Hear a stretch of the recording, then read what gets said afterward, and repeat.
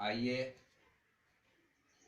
बहुत बहुत स्वागत है संस्कार एकेडमी के इस लेक्चर सीरीज में। आज का हमारा टॉपिक्स है 12वीं वर्ग के अंतर्गत जो हम इलेक्ट्रोस्टैटिक्स चैप्टर में चल रहे हैं, उसके अंतर्गत इलेक्ट्रिक फ्लक्स के बारे में। इलेक्ट्रिक फ्लक्स जो कि एक भौतिक राशि है, इलेक्ट्रिक फील्ड लाइंस से संबंधित, अर्थात किसी भी जो समतल प्लेन है उस समतल प्लेन से गुजरने वाली विद्युत क्षेत्र रेखा की जो माप है, अमाउंट है, उसी अमाउंट को हम इलेक्ट्रिक फ्लक्स यानी ये विद्युत क्षेत्र की माप कहते हैं। अब हम इसके लिए बात करें कि ये जो समतल है, क्षेत्र है, उस क्षेत्र के बारे में समझें, क्योंकि हमने दो बात चर्चा किया। पहली बात ये गुजरने वाली विद्युत क्षेत्र रेखा,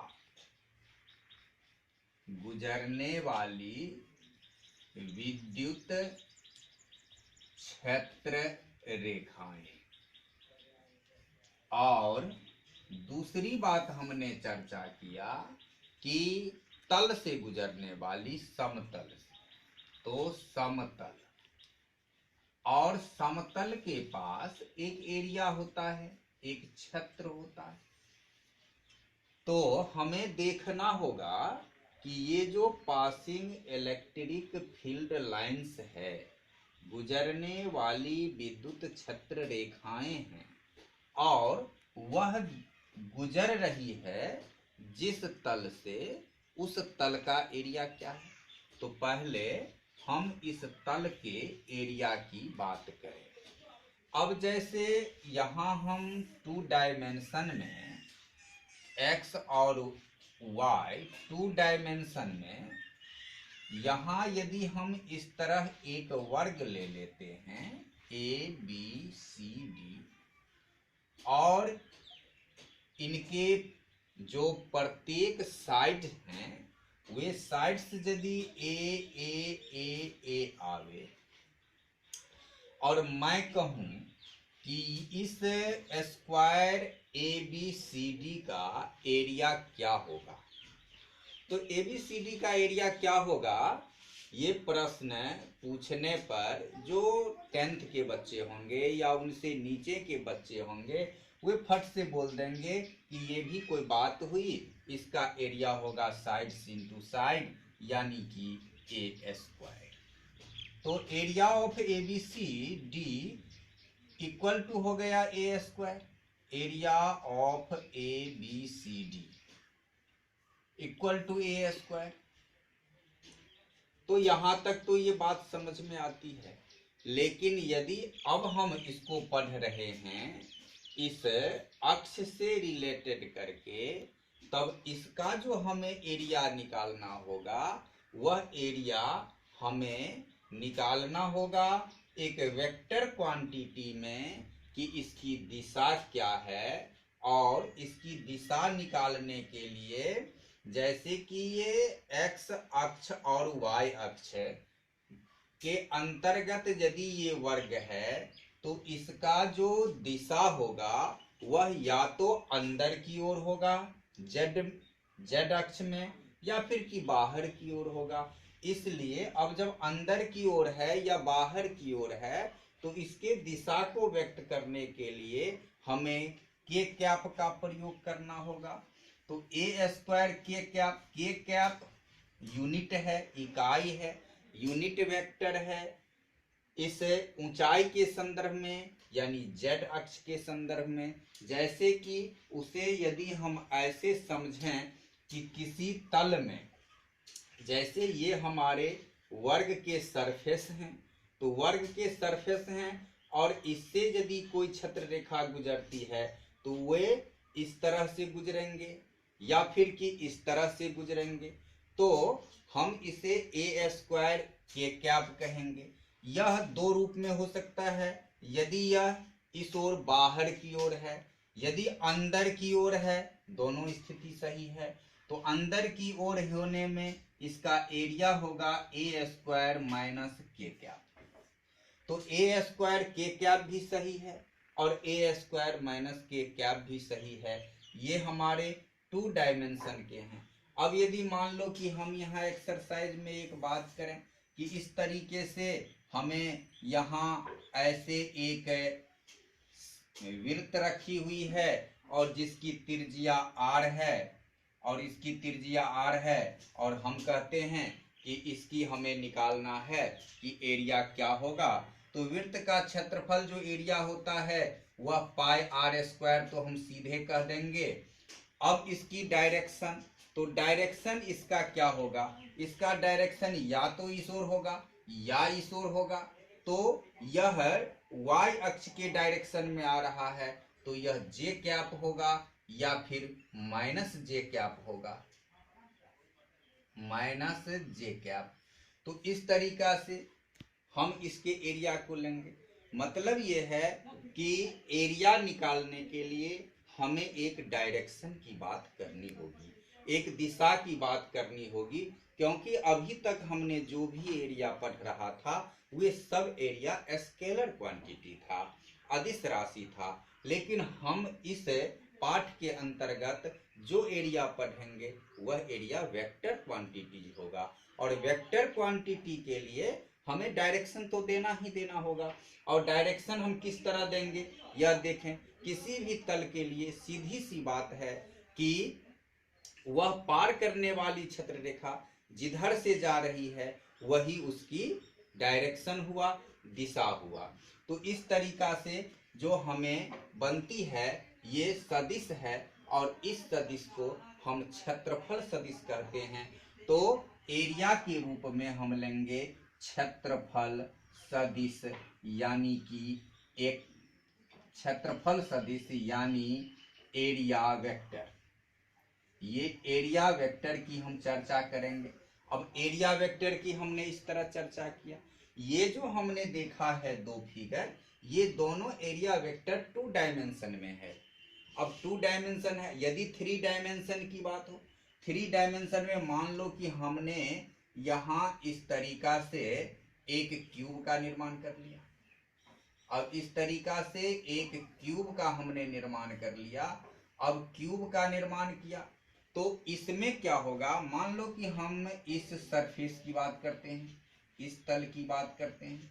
अब इस तल में क्या होगा कि इस तल में या तो इस ओर इसका डायरेक्शन होगा या फिर अंदर की ओर होगा। तो अंदर की ओर होगा तो यहां जैसे 2 डायमेंशन में हम अंदर की ओर भी ले सकते थे और बाहर की ओर भी ले सकते थे, लेकिन 3 डायमेंशन में यह नो अलाउ है और अलाउ है जो बाहर की ओर है, सिर्फ एक डायरेक्शन जो बाहर की ओर है।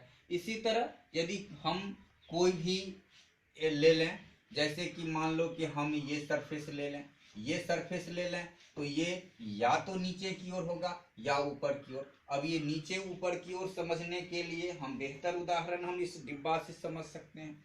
मान लो हमारा ये क्यूब है, अब हमारा ये सरफेस जो ऊपर की ओर है इसमें क्या होगा, या तो ऐसे होगा या फिर इससे ऐसे होगा।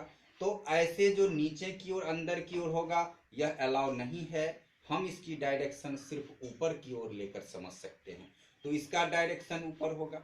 मतलब ये है कि यहाँ जो हमने 2 चीजें देखा, एक देखा कि हमें गुजरने वाली विद्युत क्षेत्र रेखाएं होनी चाहिए, वह हम अब देखेंगे।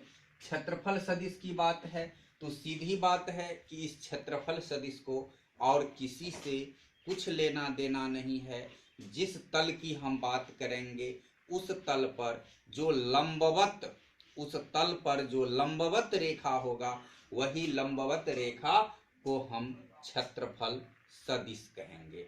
तो किसी भी तल की क्षेत्रफल सदिश, अब मान लो कि हम ये एक तल की बात करते हैं, यदि हम ऐसे रखते हैं तो हमारा क्षेत्रफल सदिश कैसे बनेगा, ठीक इस तरीका से ऐसे बनेगा क्षेत्रफल सदिश। यदि इसको हम ऐसे रखते हैं तो हमारा क्षेत्रफल सदिश ऐसे बनेगा। यदि हम इसको ऐसे रखते हैं तो हमारा क्षेत्रफल सदिश ऐसे ऐसे ऐसे बनेगा। मतलब ये हुआ कि क्षेत्रफल सदिश को और किसी चीज से कोई लेना देना नहीं है, सिर्फ एक ही बात से लेना देना है कि हमारा जो ये तल है, सरफेस प्लेन है, उस तल के वे लंबवत है। एक बात हुई। अब हम देखें कि गुजरने वाली विद्युत क्षेत्र रेखाएं। अब क्षेत्र रेखा, जैसा कि हम जानते हैं कि क्षेत्र रेखा का क्लोज क्लोज होना, निकट निकट होना विद्युत क्षेत्र की स्ट्रॉन्गनेस को दर्शाता है। अब जैसे मान लो कि हम यहाँ कुछ क्षेत्र रेखा का निर्माण करें और उसे सरफेस से गुजारें। मान लेते हैं कि हम इस तरह से हम एक सरफेस ले रहे हैं, ये सरफेस है। अब इस सरफेस से हम ऐसे क्षेत्र रेखा को गुजार रहे हैं।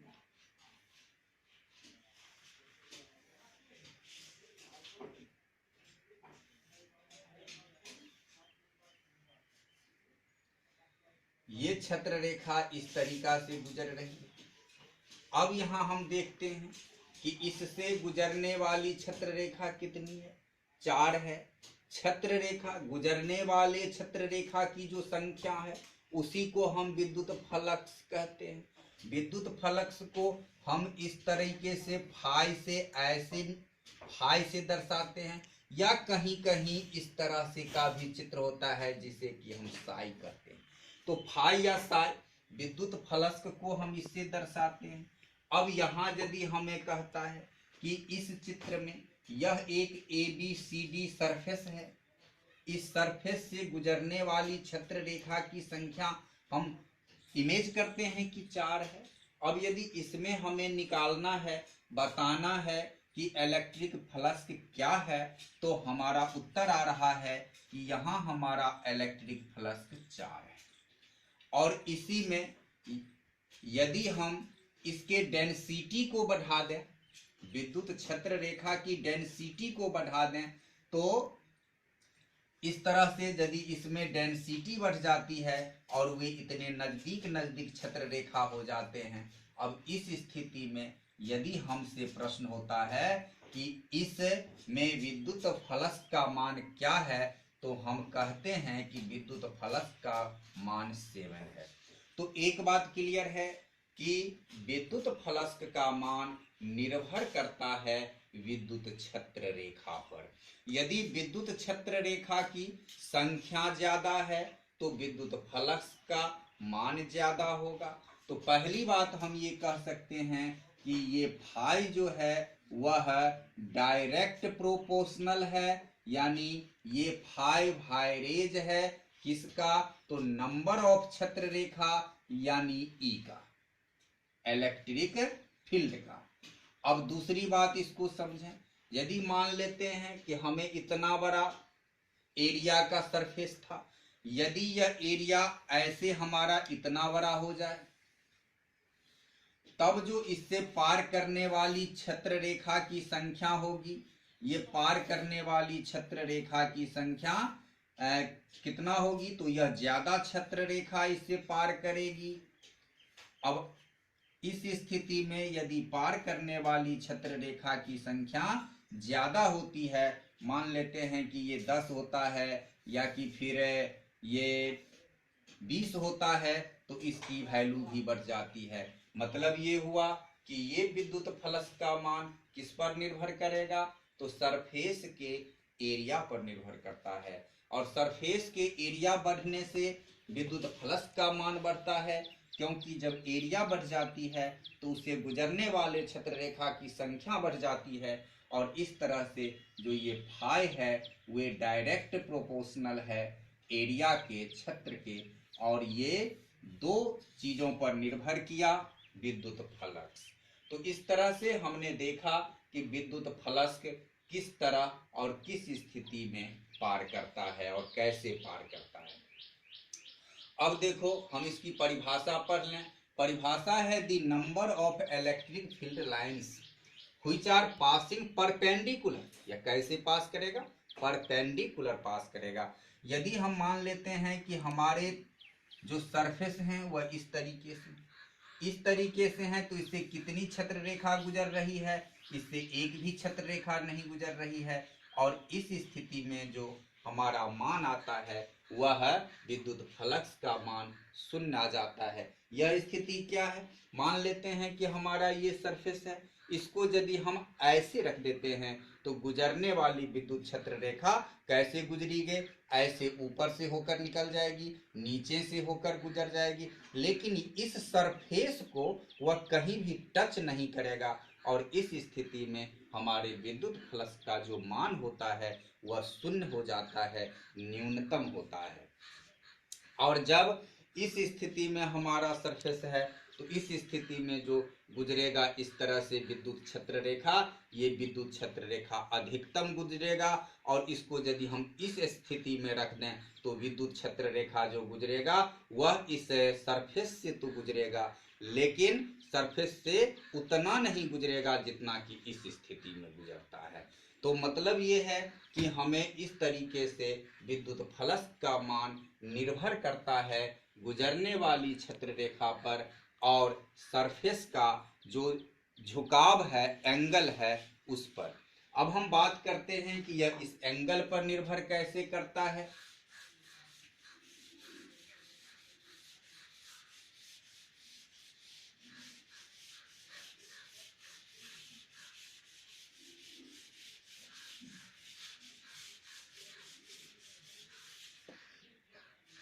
तो जैसे कि हम मानते हैं कि हमारा जो विद्युत छत्र रेखा है वह इस तरीके से छत्र रेखा गुजर रही है और ये हमारा सरफेस है। इस सरफेस से विद्युत छत्र रेखा ऐसे गुजर रही है।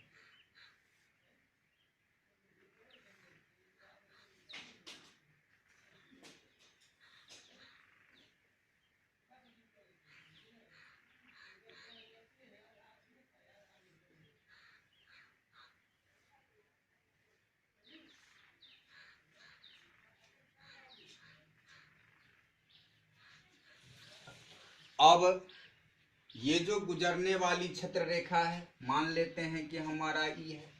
अब यह यदि किसी एंगल के साथ झुका है, मान लेते हैं कि विद्युत छत्र रेखा ऐसे है और इस सरफेस पर जो हमारा परपेंडिकुलर है, चूंकि परपेंडिकुलर होता है विद्युत ये एरिया जो है क्षेत्रफल सदिश, और वे परपेंडिकुलर ऐसे है। यदि हमारा छत्र सरफेस इस तरह से थोड़ा झुका है तो इसका परपेंडिकुलर इधर से जाएगा, ये सीधे नहीं, तो ये जो जाएगा परपेंडिकुलर और इस सरफेस के साथ जहां से कि छत्र रेखा गुजर रही है, तो छत्र रेखा के साथ यह एक एंगल बनाता है, एक थीटा कोण मान लेते हैं कि ये कोण थीटा है। और इस ये क्षेत्रफल सदिश एस हैं, ये क्षेत्रफल सदिश थीटा कोण बनाता है इस विद्युत छत्र से। तो विद्युत छत्र से जो ये बनाता है, तो अब जो हमारा ये जो एस है, इस एस को हम किस रूप में करेंगे? इसके दो घटक होंगे, इसके दो घटक होंगे। एक घटक तो ये होगा, एक घटक इसका ये होगा, एक घटक ये है और एक घटक ये है। और जैसा कि हम जानते हैं इस बिंदु पर हमें कंपोनेंट निकालना होगा इस क्षेत्रफल सदिश के घटक का, और घटक निकालने के लिए यदि उसे हम थीटा की ओर, एंगल की ओर जाते हैं तो वह कॉस होता है, तो इसका घटक जो यहाँ होगा वह एस कॉस थीटा होगा और इसका घटक यहाँ जो होगा वह एस साइन थीटा होगा। तो ये एस का जो घटक कंपोनेंट हमने लिया, क्योंकि कंपोनेंट हमको ये हमेशा परपेंडिकुलर की बात करनी है और परपेंडिकुलर के लिए हमें या तो इस पर आना होगा या इस पर आना होगा। तो इधर हम यदि आते हैं तो यह चूंकि थीटा के विपरीत हम घूम रहे हैं, तो थीटा के विपरीत कंपोनेंट जो वेक्टर का होता है वह साइन होता है, तो एस साइन थीटा है। और थीटा की ओर जो झुकेंगे तब यहाँ s cos थीटा होगा। तो इस तरीका से हमें ये s sin थीटा में नहीं हम कंपोनेंट लेंगे, इसलिए कि यहाँ जो ऐसे है ऐसे चीरते हुए हमारा छत्र रेखा नहीं जा सकता है, नहीं जाता है। छत्र रेखा हमेशा उसको चीरते हुए जाता है, ऐसे छूते हुए नहीं जाता है।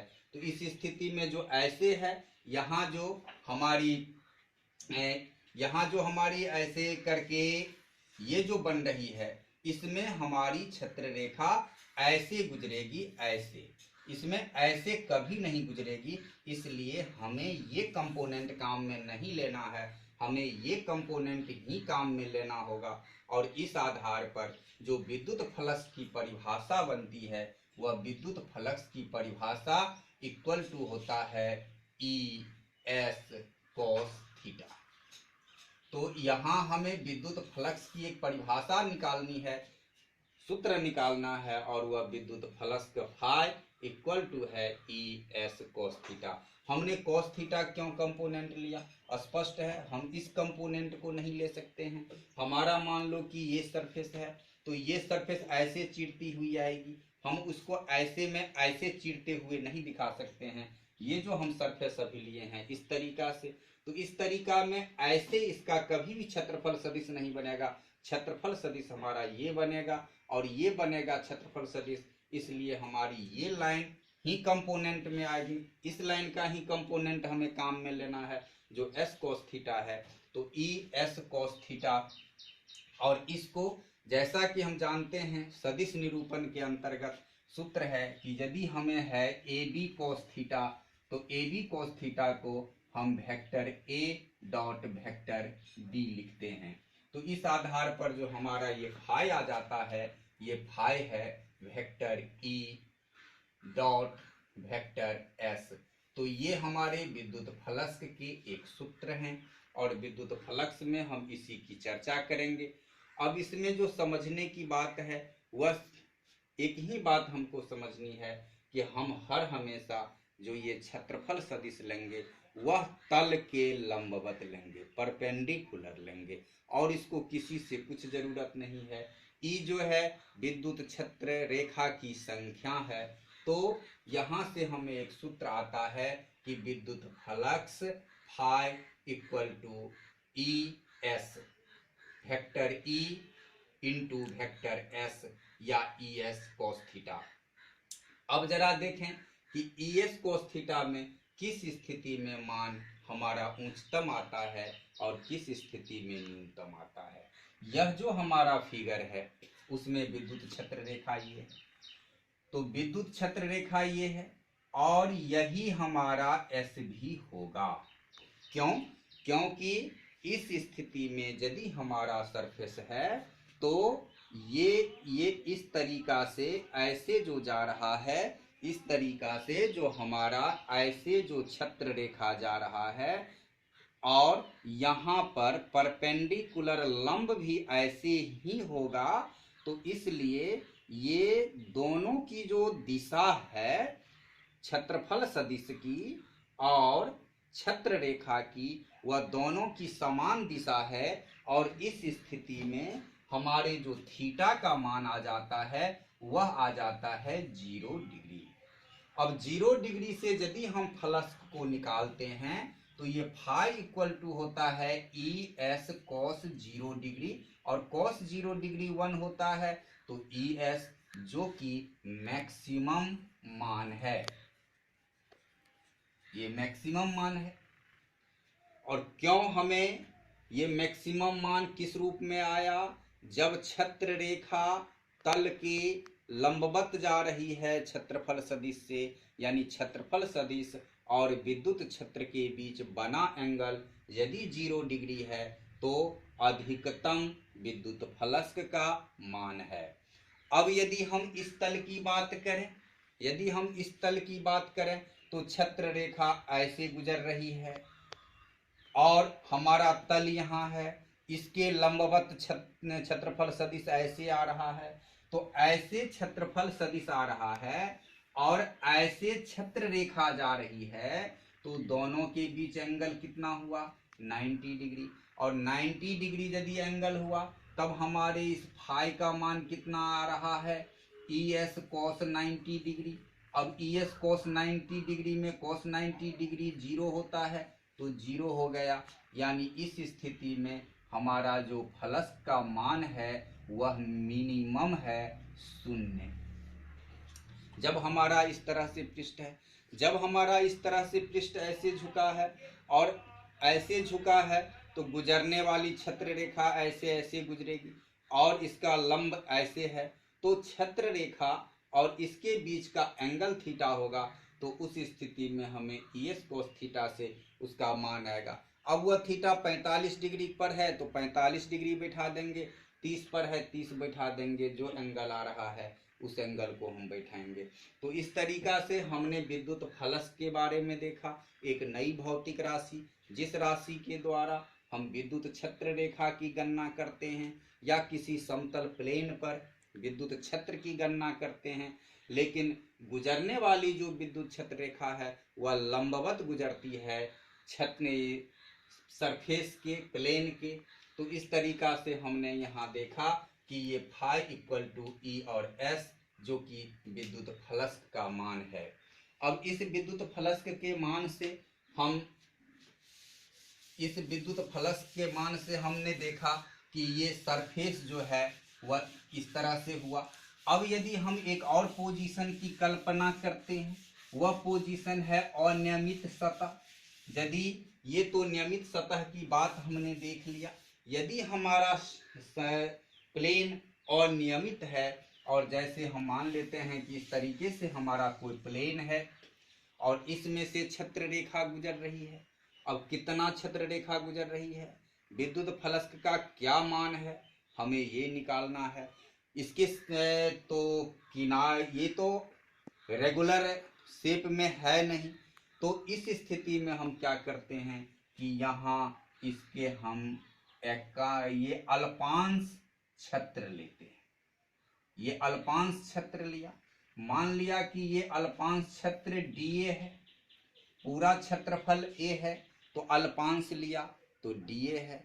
अब अल्पांश इस DA से गुजरने वाली जो ये क्षेत्रफल सदिश जो इसका होगा, मान लेते हैं कि इस तरह से इसमें से ऐसे छत्र रेखा गुजर रही है, तो छत्र रेखा इसमें से ऐसे गुजर रही है तो इसके लिए गुजरने वाली छत्र रेखा हुआ मान लो कि E है। अब इसमें इसके एकांक ये हम चूंकि अल्पांश छत्र लिए हैं तो यदि इसका क्षेत्रफल DS है यानी अल्पांश छत्र है, तब इसका क्या होगा कि ये विद्युत फलक जो होगा वे भी अल्पांश फलक होगा D फाई, और D फाई इक्वल होगा ये DA या DS जो हम क्षेत्रफल सदिश दें और इंटू E का। तो इस तरीके से DA इंटू A। अब चूंकि ये अल्पांश है, अब अल्पांश अल्पांश अल्पांश सभी टुकड़े को एक जगह जोड़ देंगे तो पूरे अनियमित सतह का निकल जाएगा। और इस तरह से यदि हम फाई टोटल निकालने की बात करें तो होगा इंटेग्रल D फाई, क्योंकि इस इंटेग्रल का अर्थ होता है जो यदि सभी छोटे छोटे टुकड़ों को जोड़ देंगे तो एक पूरा बड़ा टुकड़ा पूरा क्षेत्र निकल के आ जाएगा, तो D फाई हुआ। और इस तरीके से ये हो गया DAE। तो इस तरीका से फाई टोटल का जो हमें मान आता है वे हो गया तुम्हें D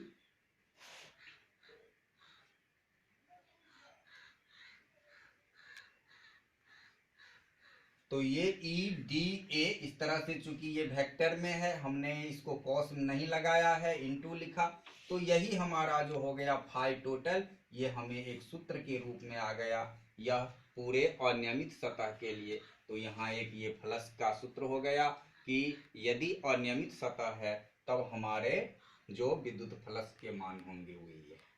अब यदि इस मान से हम इसकी मात्रक की बात करें तो चूंकि यहाँ विद्युत क्षेत्र है गुने क्षेत्रफल है, तो इसका जो मात्रक होगा, इसके हम मात्रक की बात करते हैं तो मात्रक यूनिट जो होता है इसका, यूनिट की बात करते हैं तो यूनिट हो गया क्षेत्रफल का, जैसा कि हम जानते हैं Newton inverse coulomb 1, Newton coulomb inverse 1 विद्युत क्षेत्र के मात्रक होते हैं।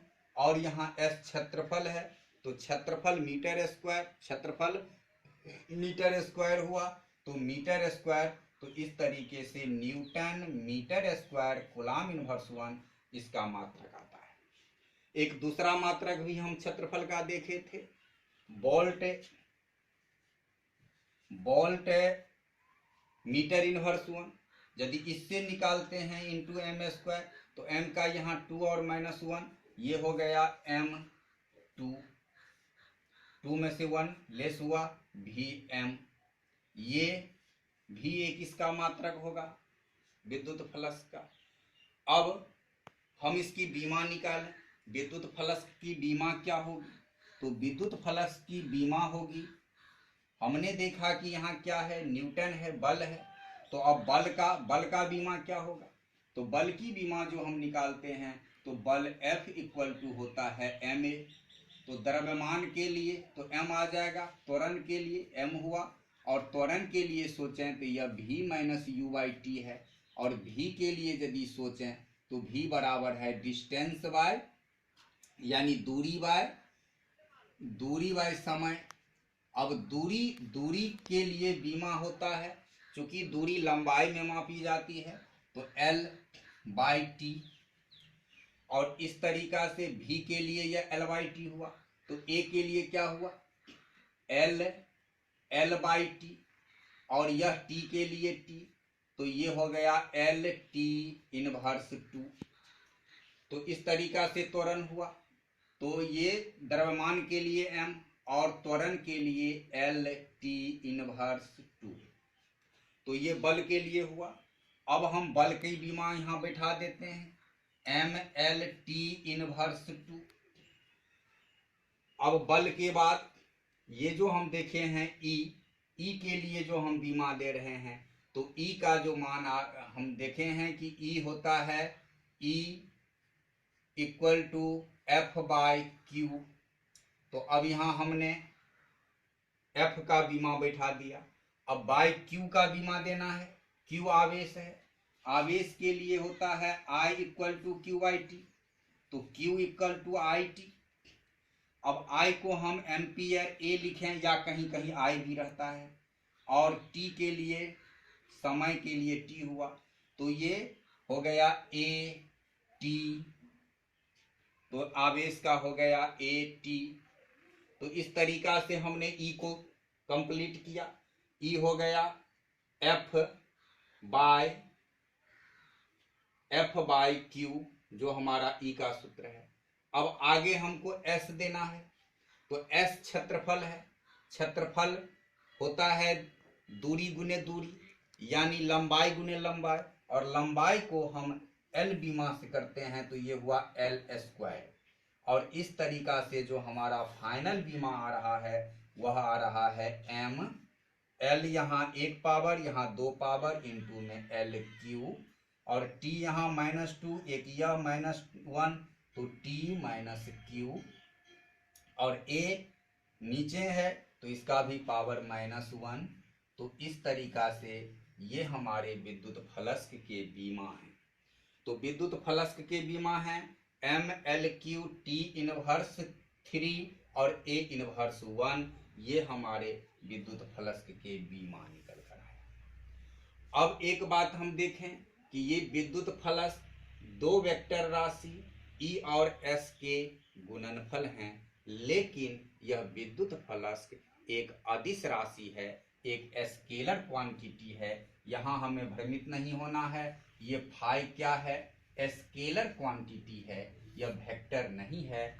जैसे कि मान लो हमने यहाँ एक कमरा में है, हमने कमरा के दरवाजा को खोला, दरवाजा खोला तो उधर से हवा आएगी, और हवा की एक डायरेक्शन होगा, एक दिशा होगा, अर्थात आने वाली जो हवा है वह आने वाली हवा क्या है, वेक्टर है, और जिस क्षेत्रफल में यह फैल रही है वह भी वेक्टर है।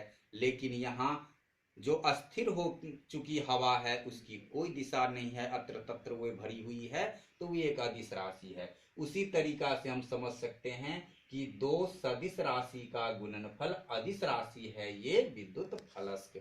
तो आज हमने विद्युत फलस्क के बारे में देखा। इसके बाद हम ठोस कोण फिर गॉस का नियम देखेंगे।